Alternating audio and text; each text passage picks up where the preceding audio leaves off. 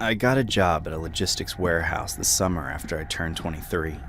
Not glamorous, mostly scanning packages, updating inventory, sitting at a computer in a room that smelled like cardboard and floor cleaner. The hours were rough, 4 in the afternoon to midnight, but the pay was decent, and I needed something to bridge the gap before I figured out what I actually wanted to do with my life. There were maybe 12 of us on the night shift.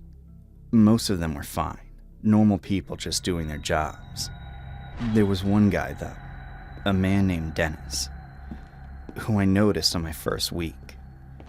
He was probably mid-40s, stocky, with this short gray stubble that never seemed to grow or disappear. He worked in the back near the loading dock, so our paths didn't cross much. But every now and then, I'd glance up from my station, and he'd be standing at the far end of the floor, not doing anything, just looking in my general direction. Not staring exactly, just oriented toward me. I figured he was zoning out, tired like the rest of us. I didn't think much of it at the time. The second time something felt off, it was about 3 weeks in. I was on my lunch break in the break room, eating alone because I'd come in early and no one else's break lined up with mine. Dennis came in, poured himself a coffee, and sat down at the table directly across from me, even though every other table was empty. That alone isn't weird. People do that. What was weird was that he didn't say anything for almost a full minute. Just sat there, stirring his coffee slowly, watching me open my sandwich. Then he said, very calmly, "You drive the white car, right? The one with the dent on the passenger side door?" I said yeah. It wasn't weird, I told myself. We all parked in the same lot. He probably just noticed it the same way anyone would. He nodded like I'd confirmed something he already knew. Then he got up and left. He didn't touch his coffee. I told myself it was just small talk, awkward small talk. Warehouse guys aren't always great at conversation, but something about the way he said it, not like a question, more like a statement, sat with me for the rest of the shift. Around week 6, I started noticing my car. Nothing dramatic, just small things that were hard to pin down. Once, I was almost certain I parked closer to the entrance, and when I came out at midnight, my car was further down the lot than I remembered. Another time, the seat felt slightly different, like the position was off by a fraction. Both times I convinced myself I was misremembering. You park in a dark lot at 4 in the afternoon and come back at midnight and your brain fills in gaps. That's normal. I knew that, but I started making a habit of taking a photo of where I parked, just to have a reference. Looking back, the fact I started doing that without admitting to myself why says a lot. About 2 months in, Dennis stopped showing up.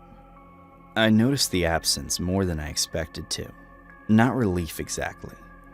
More like that specific unease of waiting for something to finish a sentence that already started. I asked one of the other guys, a loader named Phil, whether Dennis had quit. Phil said he'd been let go, something about attendance, and shrugged like it didn't matter. That same week, I got home from my shift around 12:30. Later than usual because we'd had a backlog. I was in the kitchen getting a glass of water when I looked out the back window out of habit.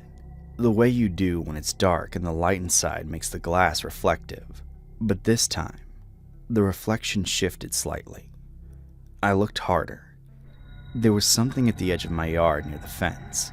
I turned the kitchen light off to see better. A figure, standing completely still. I couldn't make out a face, just a shape. The build of someone stocky, standing between my fence and the tree line. I watched for maybe 30 seconds. The figure didn't move. Then I turned the kitchen light back on, and by the time my eyes adjusted, the space was empty. I didn't sleep well for a few nights after that. I didn't call the police because I couldn't tell them I saw a shape in my backyard that disappeared when I turned a light on. There was nothing concrete to report. Then, 5 days later, I came out to my car before my shift and found something on the windshield. Not a note, not damage. It was a photograph, a printed photo, like from a home printer, slightly glossy. It was a picture of my kitchen window, taken from outside at night. From the angle and what was visible through the glass, it had to have been taken sometime in the last few weeks, because the small plant I'd moved to the counter was in the frame and I'd only moved it recently. I was visible in it too, just barely, a shape at the counter, slightly blurred. I stood in my driveway for a long time looking at that photo. I ended up calling the police that time. They came, took the photo, filed a report, and asked me if I had any idea who might have done it. I told them about Dennis. They said they'd look into it. I never heard back with anything useful. Whoever Dennis was, whatever his last name was, whatever he was doing, it never came to anything official. I transferred to a day shift position at a different location about a month later. I still think about that photograph sometimes. Not because of what it meant he'd been doing, though that's bad enough. What I can't let go of is that in it, I look completely unaware, just standing in my kitchen at night, in my own home, not knowing. That's the part that doesn't leave me. The fact that there's no way to know how many times it happened before the one time he decided to show me.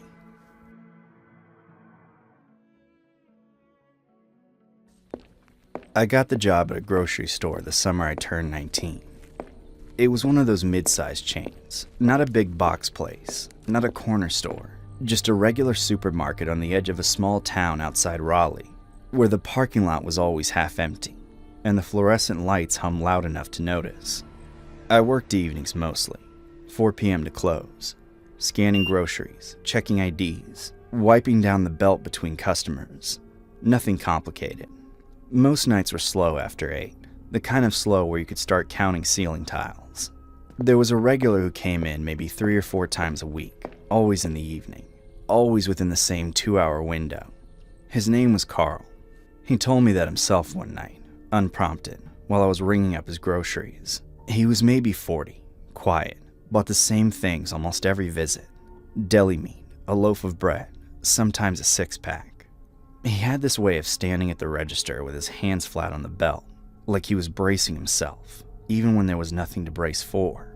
I didn't think much of it at first. Quiet guy, consistent habits. Some people are just like that. The first thing I noticed was that he always ended up in my lane. We had 6 registers. On a slow night, 2 or 3 of us would be open, lights on, no line. Carl would walk the full length of the front end and get in mine. Every time, even when my line was longer, even when the register next to me was completely empty. I told myself he just liked the routine of it. Some customers get attached to a familiar face. It's not uncommon.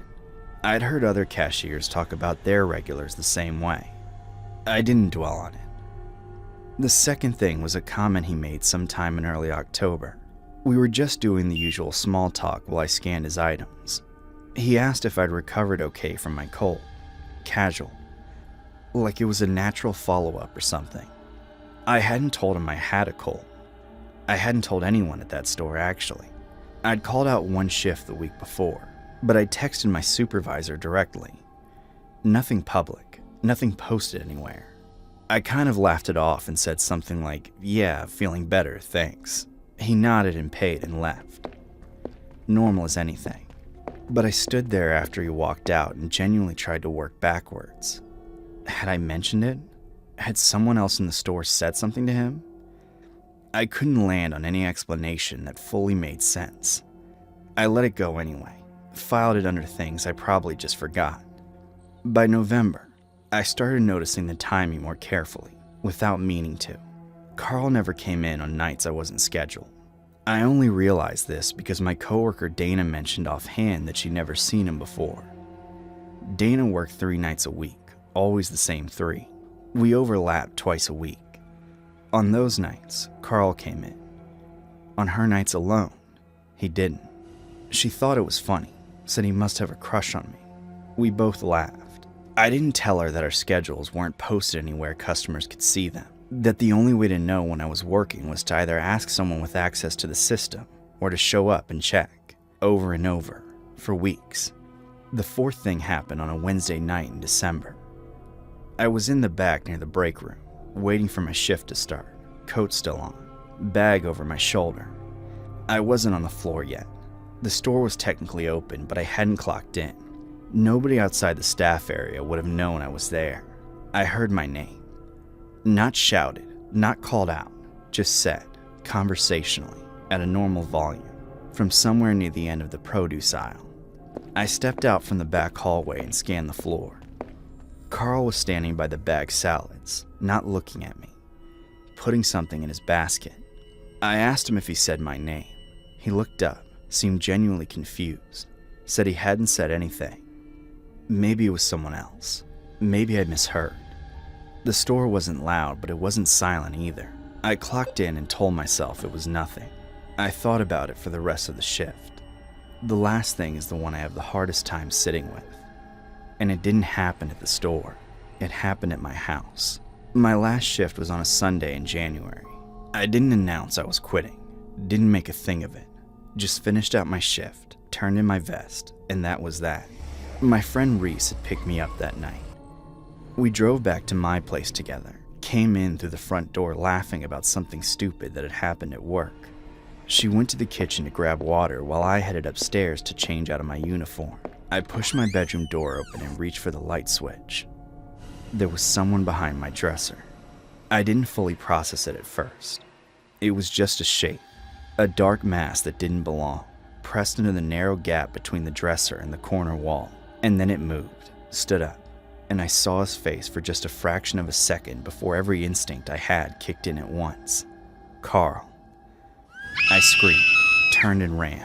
I got down the stairs so fast I nearly fell, grabbed Reese by the arm, and we were out the front door before either of us said a single word. We sat in her car with the doors locked, shaking for what felt like a long time. The police came. They walked through the whole house. By the time they got upstairs, the room was empty. Window at the far end of the hallway was open. Screen was pushed out. They found no one. I moved out within the week, stayed with Reese while I found somewhere else. Filed a report, gave them Carl's name, his description, everything I could remember. Nothing came of it. No charges, no arrest, no explanation for how he'd gotten in or how long he'd been there before we arrived. And then, about 6 weeks later, I was back in that part of town for an unrelated errand. I wasn't planning to go anywhere near the store. I just happened to drive past it. I slowed down at the light next to the parking lot and glanced over without thinking. Carl was standing outside the entrance, not going in, not coming out, just standing near the cart return, facing the doors, completely still, like he was waiting for someone to walk through them. I hadn't worked there in 6 weeks. He had no way of knowing my schedule anymore. There was no reason for him to be there waiting unless he didn't know I was gone. The light turned green. I drove away and I didn't look back. Here's the part I keep returning to, even now. That October night when Carl asked about my cold, the cold I never mentioned to anyone at work. At the time I wrote it off as a coincidence I couldn't explain. But after what happened in January, after seeing him crouch behind that dresser in my bedroom, I understood what the explanation actually was. He already knew I'd been sick, because he'd already been inside my house. I worked the overnight shift at a small family-owned motel off a 2-lane highway. It's the kind of place that gets hunters in the fall, and the occasional long-haul trucker who doesn't want to push through to the next town. I've been doing nights there for about 2 years. Most of the time, it's quiet enough that I could go the whole shift without seeing a single person. And that's exactly how I like it. The setup is pretty standard. Front desk, small lobby, a vending machine, and a door behind the desk leading to a back room where I spend most of my time. Maybe 22 rooms along one floor, an L-shaped building wrapping around the parking lot. I know the sounds of that place the way you know sounds in your own house. Ice machine cycles on around 1 a.m. The exterior lights buzz when it's cold. The side door sticks and scrapes when it opens. Normal stuff. The thing that started all of it was so small I almost didn't register it. It was a Wednesday night, around 1:30 in the morning. I was doing my hourly walkthrough when I passed room 9 and noticed the Do Not Disturb sign hanging on the handle. I was pretty sure room 9 wasn't occupied. I checked the system at the desk. Vacant, cleaned and ready. I figured housekeeping forgot to pull it when she turned the room over. I didn't think much of it at the time. About an hour later, I was in the back room eating a sandwich when I heard a door close. Not a slam, just a quiet click. The kind you hear when someone is trying not to wake anyone up. I listened. Nothing followed. No footsteps. No voices. I told myself it was probably a guest coming in from a smoke, or the side door latch not catching in the wind. Easy explanation. I went back to my sandwich. Close to 4 a.m. I did another walkthrough. When I passed room 9, there was a strip of yellow light under the door, just the faint glow of a bedside lamp. I stopped and stood there for a good 10 seconds. Then I went back and checked the system again. Still vacant. No walk-ins. No key issued. I stood at the desk running through explanations. Housekeeper left a lamp on. Maintenance came through and didn't log it. I almost convinced myself. Then I thought about the do not disturb sign and the sound of that door clicking shut, and my neck went tight. I grabbed the spare key and walked the hall slowly. Outside room 9, I could hear the television, low, barely audible, like someone had turned it down for company. I knocked and said maintenance. Nothing. Knocked again. Nothing. I unlocked the door and pushed it open. Lamp on, TV on, tuned to local news, volume nearly all the way down. The bedspread was slightly wrinkled on one side, like someone had been sitting on it. Bathroom door open, light off, empty. I checked anyway. Nobody there. I turned everything off, pulled the door shut, and walked back to the desk. I didn't sleep the rest of the shift. I told myself it was a system glitch, that someone had used the room earlier in the week and it hadn't updated properly.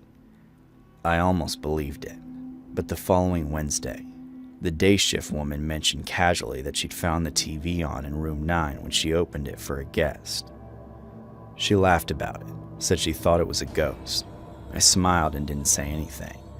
That same night around 2 a.m., I heard the ice machine cycle on at the end of the hall. Normal. Then underneath it, footsteps, slow and unhurried, moving toward the lobby. I looked at the hallway feed on the monitor. Empty. But the footsteps kept coming. And then they stopped just outside the door behind my desk. The door I keep propped open, 6 feet to my left. I turned and looked at it. Empty doorway. Dark hallway. Then I heard it. Barely audible. A slow exhale in the dark just beyond the door. Patient. Controlled. Like whoever it was had been standing there a while and wasn't in a hurry. I should have called someone. Instead, I got up, walked to the doorway, and shined my phone flashlight down the hall. Nothing. I told myself it was an air duct and went back to the desk. That was my second mistake. A few weeks later, same shift, same dead quiet around 2 a.m. I heard the side door scrape open and then scrape again, like someone let it fall shut and reopened it slowly. I walked to the desk, empty hallway. I decided to do a walkthrough. Part of me wanted a real explanation more than I wanted to be careful. I passed room 7 and room 8. When I got to room 9, the do not disturb sign was on the handle again. Housekeeping had been through since the afternoon. I hadn't put it there. I stood holding it in my hand, staring at the door. Then I opened it from the inside. He was already moving when it swung open. He hit me hard in the chest with both hands before I could step back, and I went down on the hallway floor. The flashlight skidded away. I couldn't breathe. I just lay there trying to get air back into my lungs. He stepped over me. I caught maybe 2 seconds of him. Tall, lean, dark jacket, hood down. His face was calm. He looked down at me the way you look at something that mildly inconvenienced you. Then he reached down and closed his hand around my throat. Not squeezing, just resting it there, letting me feel the weight of it. He held that for 4 or 5 seconds. Then he let go, stepped over me, and walked to the side door. I heard it scrape open and shut. The police came and searched the lot and the road. Nothing. One officer asked if anything had been stolen. Nothing had. Room 9 was undisturbed except for the bedspread, wrinkled on one side. Same as that very first night. Nobody could explain what he wanted. He'd been coming back to that room for weeks, not stealing anything, not bothering guests, just being there. And when I finally got close enough, he didn't run. He put his hand around my throat and looked at me like he was deciding something. I still don't know what he decided. I transferred to a different property after that, day shift. But I still think about the way he looked down at me. Calm, like he'd done it before, like he had every intention of doing it again.